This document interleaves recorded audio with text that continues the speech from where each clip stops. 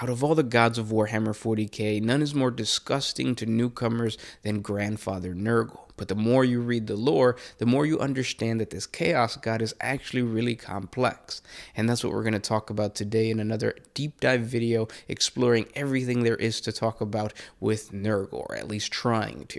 Let's start off with understanding why anybody would worship the God of Disease and Decay. If we were to take a look at the core teachings of all of the Chaos Gods, in other words, what their emotional embodiment is, there is only one God in my opinion worth following: Grandfather Nurgle.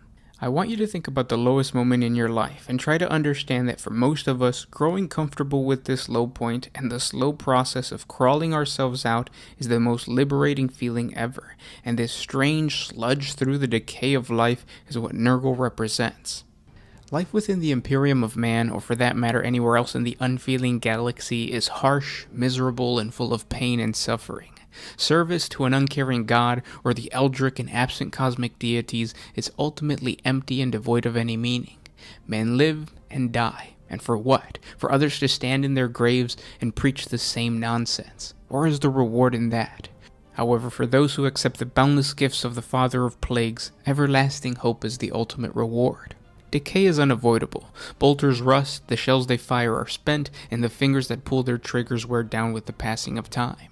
Over the course of their lives, mortals sustain injuries, become infected, sicken, and succumb to their wounds, or simply succumb to age. It is impossible to escape deterioration, and yet people try. And the struggle to forestall decay moves people to action. It motivates them for greatness, it gives them hope that better times lie ahead, and that endless possibilities are available in a universe that seemingly knows only certain and crushing doom. And it is the Plague Lord who embodies this. He brings light to darkness. It is Nurgle that gives weak mortals the strength to resist the lies of the galaxy. It is the embracing Grandfather Nurgle who encourages his followers to defy the doom of mortal corruption and instead use it as a source of strength and inspiration. In the market squares of backward planets and in the dome-filled cathedrals of the chapters of the Adeptus Ministorum, preachers spew their lies upon the unsuspecting and dim-witted flock. They warn against the corruption of the soul and the filth of the spirit. They tell their listeners that to turn from their faith is to join the ranks of the lost and the damned. And yet salvation and deliverance is given to the followers of Nurgle. Nurgle's gifts are oddly harmonious, even caring. And to receive the blessings of Nurgle, all one has to do is want to live and be willing to do whatever it takes to cling to life. All else follows naturally from there. And all that is required to feel the caring touch of Nurgle is to see life for what it is and want to make the most of it. And his gifts, regardless of what form they take, open eyes even as they liquefy them. It simultaneously atrophies the leg muscles of its recipients and then gives them the strength to march towards a greater purpose. It is Nurgle's great ambition to speed this universe towards its end by eroding the foundations of reality, much as a disease can erode the spirit and bodies of those infected. Through his careful and ceaseless experimentations begun within his wondrous garden and then unleashed throughout the galaxy, the pillars that support the framework of existence are slowly but surely weakening. There will come a time when they collapse entirely and the universe will begin a massive transformation. The old ways will be swept aside like a troublesome fly. All that was will cease to be, and from the rotten ruins a new and glorious reality will emerge, one ruled over by Nurgle and his beloved and everlasting children. Those who walk with Nurgle and aid him in bringing about the great corruption, as Nurgle calls it, do so with joy in their heart. They know that Nurgle's victory is assured, and that when all things come to an end, life will begin anew. They will have helped make it so, and they will have a spot in his great kingdom. Now that we have an understanding of why somebody would want to worship the Chaos God of Disease and Decay, let's talk about one of his greatest warriors, the epitome of the power of Nurgle, the Nurgle Champion. Those warriors who dedicate themselves to Grandfather Nurgle and somehow are able to attract the attention of the Lord of Disease and Decay are some of the galaxy's toughest and most filthiest beings in existence. And to describe a worshipper of Nurgle as the filthiest, it truly means grotesque to the point of revulsion. Now we all know that each Chaos God has their own vanguard of warriors that lead their demonic legions into battle. Most of the time, these champions are former Space Marine battle brothers whose superhuman bodies are manipulated by the ruinous powers to create godlike soldiers capable of going toe-to-toe with some of the greatest demons of the warp. The champions of Nurgle, however, take their potency to a whole new level, as their god turns them into the embodiment of disease and decay. Little more than moving sacks of rotting flesh and bacteria, these great warriors are immune to the damage that would normally kill a space marine. They proudly serve the Plague Lord Nurgle and ensure that every planet they invade feels the terror of inescapable plague and then the blessings and the embrace of Grandfather Nurgle. Relatively few of those who receive Nurgle's glorious blessings distinguish themselves as much more than a tiny but welcome maggot, doing their part to eat away at the rotting corpse that is the decaying universe. Those who do manage to stand out from the smelly and disgusting lot of Nurgle worshippers will most always receive the most mutations. These 6 souls will exemplify the ruling principles of Nurgle's philosophy, and thus emulate his grand and corrupted form at a level that leaves no doubt as to which of the ruinous powers has claimed their souls. These are the Plague Father's mortal champions, and it is through their foul deeds that many of the greatest accomplishments of Nurgle's plan are achieved. Every hive planet struck with a pandemic-level pathogen that murders the vast majority of the population, or every agri-world polluted with crop-killing plagues, is orchestrated by one of Nurgle's great champions. So often these champions take on an appearance not unlike that of their dark patron. This is not unusual for minions of the Plague Father. Great Unclean Ones, for example, the greatest of Nurgle's champions, are said to be small, though massive in their own right versions of Nurgle himself. And in turn, their excreted offspring, the Nurglings, look like miniature replicas of the Great Unclean Ones that gave them life. Likewise, mortal champions become bloated, stinking, leaking collections of rotten flesh, exposed entrails, necrotic sores, and all manner of foulness. They are surrounded by clouds of flies and followed by Nurglings that splash about in the slime trails that spread out behind them to mark their passing. Entire polluted ecosystems encompass the champions of Nurgle. Wherever they step foot, viruses and bacteria will flourish. Unlike the minions of the other Chaos Gods, champions of Nurgle do not hesitate to pursue enemies into the most dank, disgusting, and polluted places. There is no cesspool or sewer noxious enough to deter Nurgle's followers. Not even quarantine plague zones are off-limit to these grotesque monsters. This terrifying reality makes the champions of Nurgle some of the most resilient warriors of the entire galaxy. Marching into battle and conquering planets that most other Chaos factions would consider lost or unattainable. Once a champion of Nurgle has a scent for his foe, no amount of stink can throw him off. This determination that is part of Nurgle's lessons serves this champion well, as they do whatever needs to be done to serve their lord. Champions of Nurgle will swim through pools of flesh-melting acid, fly through clouds of lung-collapsing fumes, march over the rotting corpses of their fallen brethren, all to make sure that their Plague Lord's blessings can be shared. Lesser worshippers of Nurgle who follow these champions into the battlefield are unfazed by the grotesque conditions of these great warriors. As a matter of fact, other devoted followers draw inspiration from the morbid beauty of their rotting forms, the sickly sweet odor of their rancid flesh, and the corruptive acts they commit in the name of Grandfather Nurgle. The Plague Lord's champions all end up mimicking his appearance in some way or another. Curiously enough, some of these champions were drawn to the worship of Nurgle because they started out life bearing some passing resemblance to him. The simple fact that a child was born with some abnormality, like an exposed organ or even whooping cough, is enough to draw the kind attention of the Great Unclean One. However, Nurgle is more than form. He is also a philosophy. Most mortal champions and many lesser followers end up thinking like he does, though in a limited fashion due to the constraints of mortal minds. But it is the demonic champions that know their father's thoughts the best. These demon champions of Nurgle are the nearest to their god than any mortal, and more closely involved to his plans than any other demonic servant. But the beauty of the society that Nurgle cultivates is that there's little place for jealousy or scheming in the gardens of Nurgle or any of his domains. And his champions know this. Though they wish for nothing more than to be one with the Plague Father, they also know that they will never be as close to him as the Great Unclean Ones, the greater demons of Nurgle. And as they do with so much else as a result of Nurgle's teachings, they accept their lot. This relationship to their god differs from that of the other champions. The other ruinous powers take particular pleasure in deceiving mortals, damning them by tricking them with lies and promises they will never have to keep. They see these demonic followers, even the champions, as never having a choice but to do as they are commanded. They view these champions more as slaves to darkness than co-conspirators with it.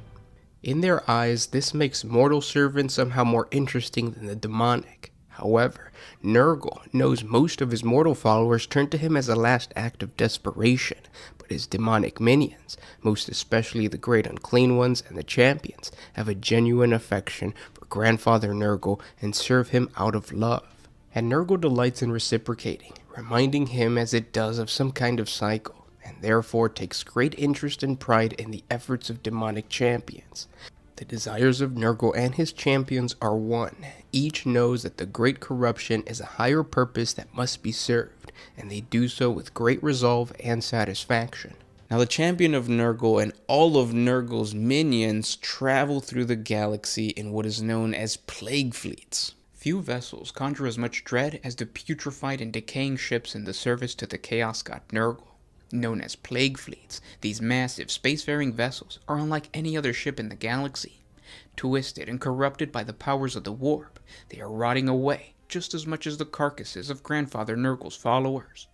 Liquefied rust running like blood across their hulls, cankered and broken power supplies, plasma coils and radiation conduits seeping their plasma like pus. Strange tentacle-like appendages sprouting out into space like living beasts. They fill up with thick clouds of revolting, fat-bodied plague flies that hatch from the walls and bulkheads. When the ship lands upon an enemy world, or their crew boards their victim's spacecraft, these seething fly storms come with them, spreading infection wherever they go. Such oddities and decay defines the vessels whose crews serve the Plague Lord. These vessels come from all over the galaxy. Any void-traveling race unlucky enough to succumb to the temptations of Nurgle are welcome in with joyous praise as new chariots of disease and pestilence. There are, however, two very common ships encountered by the Imperium of Man, one being the fallen ships belonging to the Death Guard Traitor Legion, the other the Imperial starships whose crew willingly turn to the worship of the Lord of Pestilence. The most dangerous of the two are the vessels belonging to the Traitor Space Marines, and while many successor chapters in the current millennium can be tricked into the service of Nurgle, the majority of these vessels come from the bygone era of the Horus Heresy in the early 31st millennium. When the Primarch Mortarion made the decision to turn against his father, the Emperor of Mankind, the expeditionary ships of the Legion were the first to get corrupted, thus becoming the first plague ships, or poison ships as they sometimes were called. Many of these expertly crafted vessels were operated by the Adeptus Mechanicus alongside the Death Guard Legion. Most were either frigates or second-line cruisers in classification. They were outfitted to operate alone on deep-range independent missions and retrofitted to bear the deadliest cargoes, toxic, pathogenic, and viral weaponry. Their new evil tasks were to carry out dark pilgrimages across the stars, conducting raids and visitations, often covertly, on isolated colony worlds, imperial outposts, and linchpin sectors, spreading contagion, contaminating water supplies, and tainting biospheres. Although these attacks were on many worlds to slay millions, not simply by plague and poison, but by civil unrest, famine, and anarchy that would often follow in their wake, their main purpose was not wholesale annihilation. Instead, it was to create panic, to spread fear, to wound and weaken the Imperium ahead of a traitorous advance rather than outright destroy, for a wounded world demanded costly aid and assistance from its allies, whereas the dead world required nothing. For this reason, Exterminatus-class weaponry was rarely employed by the poison ships, but more insidious and subtle agents were instead used, many of them bred and manufactured by the Nurgles biologists in the War Master's faction, or within the bioweapon vaults and the laboratoria of the dreaded Death Guard world killer, the Mia Donamori, which had been darkly infamous for its stockpiles of such weaponry long before the outbreak of the war.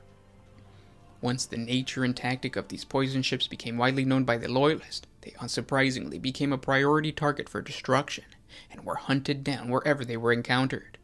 The desire to purge the threat of the poison ships was so great that specific hunter-killer missions were launched against them by several separate Loyalist factions and legions during the Great Scouring, and Terra itself placed a high bounty on the destruction of such vessels, drawing the attention of rogue traders and even unaligned renegades and corsair forces to the task. Not all plague ships were destroyed. Many successfully fled into the Eye of Terror and furthered their descent into corruption as the God of Decay spread his gifts to these stolen Imperial battleships. It became the duty of the Sixth Plague Company of the Death Guard Traitor Legion to master and garrison all of the voidcraft that evaded the destruction during the Great Scouring. Known as the Ferrymen, these Plague Marines worked with the Dark Mechanicus to organize the Legion's rotting armadas of vital resources for the now demon Primarch Mortarion. To this day, the Death Guard and many war bands in the service of the God of Decay plow through the immaterium like wind-blown contagions, emerging into real space wherever Nurgle wills, spreading Nurgle's blessings to the wider galaxy. And then there are those plague fleets that are made up of the unlucky ship crew that fell to the temptations of chaos, whether they be colonized ships stranded in the void or corrupted navy captains who handed over the souls of their crewmen. These ships are now in the service of Nurgle, and their mission is to spread the joy of never-ending decay. Sometimes the Lord of Pestilence doesn't always have to try very hard to add a new ship to its fleet. Imperial ships are crammed, claustrophobic places at best of times, and the air which feeds their living crew is a commodity that must be endlessly recycled and filtered back into the vessel. Such lifeless air like this often becomes stale, and the stench of sweat and grime hangs heavy in the air, like a games workshop with a bunch of wargamers. Under their mask of filth, Nurgle and his dedicated followers find little difficulty in spreading his diseases through the vessel. Such plagues aboard ships are not uncommon, and Nurgle laughs gleefully at such works. A ship's entire crew may weaken beneath this malady, and in such desperation they will turn to Nurgle for protection. And so a new plague ship is born. Its crew spared the sorrow of death, but instead gifted an eternity beset by the same plague which first laid them low. But decay doesn't merely affect the living. Nurgle beams all the more proudly to see the creations of mortals broken down by decay. The most virulent of these ills do not only strike at the flesh, but also bring with them a noxious, stinging acidic feel to the air, which can sicken even the metal of the warship. Now that we have an understanding of the forces of the Chaos God Nurgle, let's take a look at his domain within the warp. Like a normal garden, the domain of Nurgle is home to a bewildering array of flora and fauna, all interconnected and supporting the whole. Beds of bright blue shovel petal plants dig themselves up and leave the dirt in which they grew so that plague bearers can plant new skull seeds in their rich loam. As the skull seeds grow and blossom, they attract bounding, stomping, over-exuberant beasts of Nurgle that mistake their fruits for the heads of new playthings. This scatters their matter violently into the air, where it comes to rest on the wings of the ubiquitous rotflies. Slowed by the sticky pulp of the splattered plants, these insects become easy prey for other flying creatures that ingest them as they soar through the rot-choked air.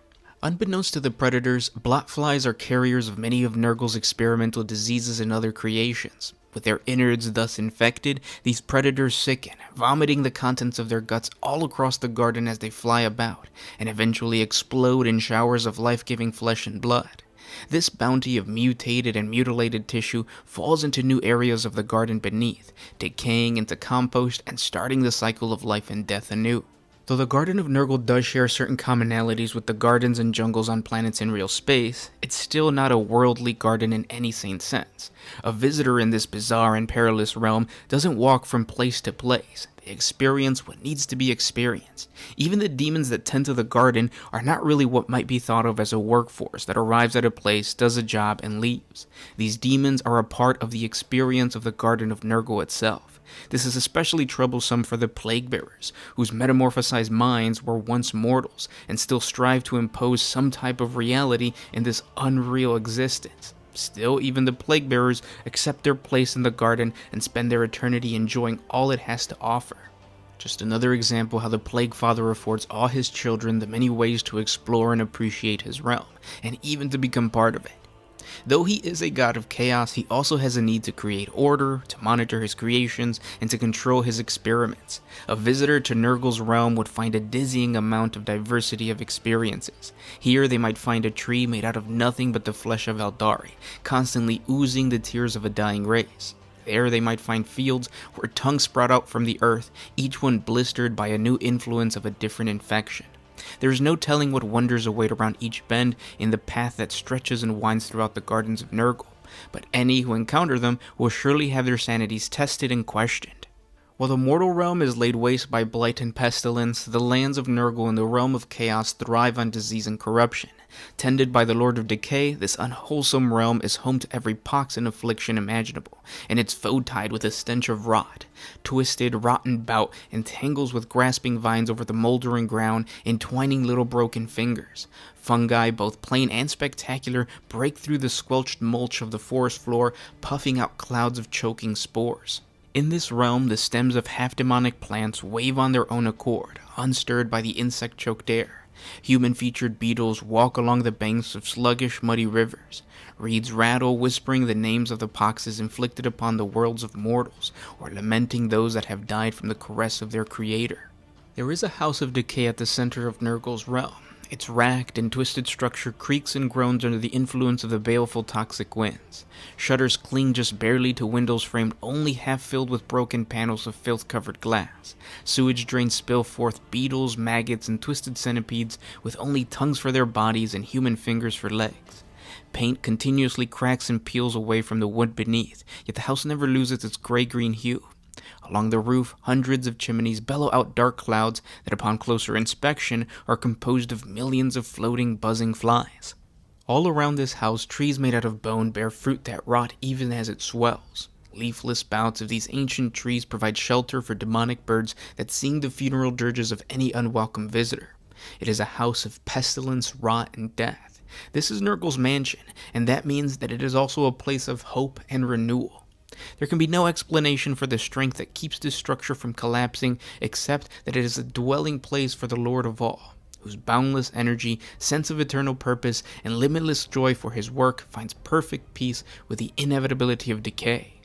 Within his mansion of tumbling walls, Nurgle toils. Beneath mildewed and sagging beams, the great god works for eternity at a rusted cauldron, a receptacle vast enough to contain all of the oceans of the worlds. Chuckling and murmuring to himself, Nurgle labors to create contagions and pestilences, the most sublime and unfettered form of life. With every stir of Nurgle's maggot-riddled ladle, a dozen fresh diseases flourish and are scattered throughout the stars. From time to time, Nurgle reaches down with a clawed hand to scoop a portion of the ghastly mixture into his cavernous mouth, tasting the fruits of his labor. With each passing day, he comes closer to brewing his perfect disease, a spiritual plague that will spread across the eternity of the universe and see all living things gather onto his rotting embrace. Dwarfed by their mighty lord, a host of plague-bearers are gathered all about Nurgle, each chant sonorously, keeping count of the diseases created, the mischievous Nurglings that have hatched, and the souls claimed by the Lord of Decay's putrid blessing. His hum drowns out the creaking of the rotten floor and the scraping of the ladle on the cauldron, so eternal in his monotony that to hear it is to invite madness. When not at his cauldron, Nurgle himself often sits in a massive chair just outside of the mansion's front door. From there, he entreats visitors both summoned and unexpected to approach, share tales and questionable libations, and explore the countless rooms within.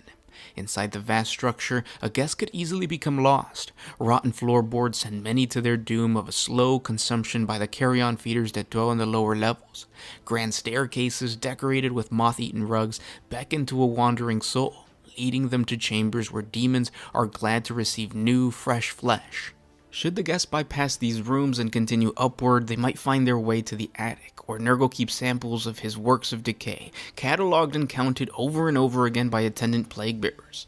In this attic are jars containing the viscera of plague victims from across time and space. Souls are trapped within apparently simple glass containers, left to slowly dim and fade as the maladies of the spirit waste them to the bone. If the visitor walks past the stairs and pushes deeper into the mansion, they might stumble upon the kitchen and the larders of the Plague Lord's home. Every foul ingredient, every pestilent component imaginable rest on the shelves here, neatly labeled and ready to be combined in the great cauldron. A wise guest will move on quickly from here, knowing that to linger is to become flavoring for the noxious stew, for this cauldron is among Nurgle's prized possession and he likes to keep it full.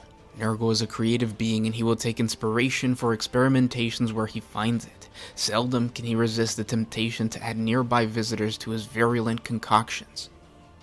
This also goes to show how Nurgle is unlike any of the other ruinous powers, including how he views his domain within the realm of chaos. Khorne, for instance, rarely leaves his throne, barking orders to his generals from atop his mountain of skulls. Slaanesh watches the happenings of his kingdom from within his palace of pleasure, or wanders the universe seeking to tempt mortals into giving up their souls to satisfy his hunger. Tzeentch seems not to care much at all of the state of his warped and fractured land, spending his time plotting and interfering with affairs in realms beyond his own. Nurgle, on the other hand, cherishes the beauty and the surprise of his garden. He routinely takes strolls down its twisted paths, speaking with his demons and stopping to observe one of the many diseases take its toll on a wounded captive. Nurgle is in touch with his land and its many regions. In his wandering outside of the mansion, he passes by some of his favorite places, many of which have existed since Nurgle first thought of them and are likely to be the models for the reborn universe that is to come. A moment's journey from the mansion are the deathbeds, a place he visits more often than perhaps any other. It is a place that serves two purposes. Not only are wayward travelers and defeated invaders trapped here, stored in the deep pits and sucking muck of this place, awaiting some future foul use or their eventual demise, but it is here that Nurgle can indulge in one of his greatest forms of entertainment. The Plague Lord loves to hear the stories of the realms beyond his own. They inspire him to create new pestilences that are well suited to other lands, and in the deathbeds he has countless potential storytellers. Sometimes he offers these unfortunates the chance to improve their position by spitting the worms from their mouths and sharing the tales of their worlds with him. Those who amuse him sufficiently are plucked from the muck and removed to the mansion. There they have the great honor of becoming vessels to Nurgle's newest plagues. Once they have been properly infected, Grandfather Nurgle smiles, gives them one last tender, gut-churning embrace, and sends them back into the lands that the stories described. After visiting the deathbeds, Nurgle often makes the Poxyards the next stop on his stroll. It is here that he tests the efficiency of his contagions of the flesh and the spirit. Each malady requires a different set of trials to gauge its ability to achieve the Plague Lord's desires. This means that the physical form of the Poxyards changes to suit the task. For the test of the spirit, this region of the garden may be filled with crystal clear lakes. A dehydrated test subject may see these lakes and believe salvation is at hand. Drink deeply of the cool water, and suddenly the water will turn to pus, tormenting the sick and weakening the soul. For a test of skin-eating diseases, the Poxyards may be filled with claw thruster brambles. Infected captives will be sent running into the demon plants, chased by beasts of Nurgle. If the captives scream as they pass through the razor-edged branches of the plant, then Nurgle knows that the poor wretches can still feel pain, and his affliction needs refinement. No matter the incarnation of the Poxyards, this corner of the garden always gives Nurgle new insights, and therefore he spends a great deal of time here. In addition to the mainstay regions of the land of the Plague Lord, there are many others that enjoy a less permanent existence, coming and going with the passing of one of Nurgle's many plagues. Some of these likely only exist in the nightmare visions and untrustworthy hallucinations of disease-ravaged minds. Still, the Garden of Nurgle is near infinite, and it is not so unbelievable that a recipient of one of Nurgle's great gifts might be blessed with the fleeting glimpse of one of the Plague Lord's realms. With their last dying breath, some mortals gasp and choke out words, saying that they can hear the faint bells tolling. Perhaps they refer to the blossoms that grow in the death bell lily fields. When a mortal dies as a result of one of Nurgle's many diseases, one of these pallid flowers opens up and emits a tiny chime to mark the success of Nurgle's handiwork. The hanging gardens of Thushbolg are a sight to be seen. This remote slice of Nurgle's realm was given over to the great unclean one Thushbolg, as acknowledgement of his use of the choking plague to wipe out the orc infestation on Horax, a planet that Nurgle coveted. To commemorate his victory and to demonstrate constant thanks to his lord for his reward, Thushbolg uses his own intestines to hang every single orc from the colony and the trees of his domain. There they dangle and rot, slowly dying but never quite finding release.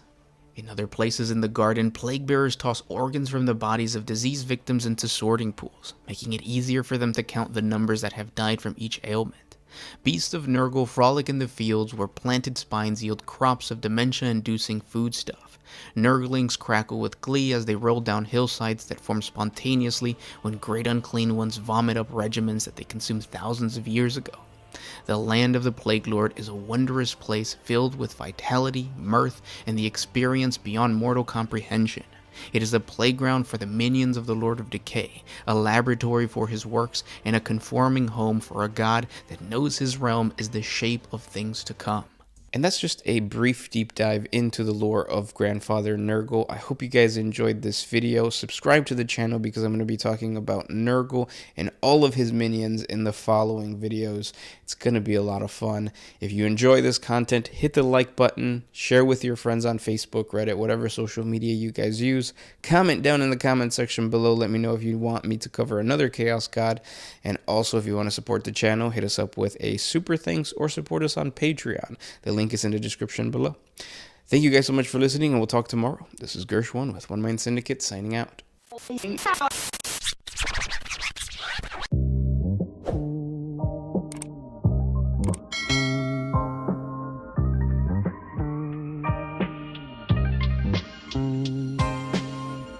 Always used to put my freedom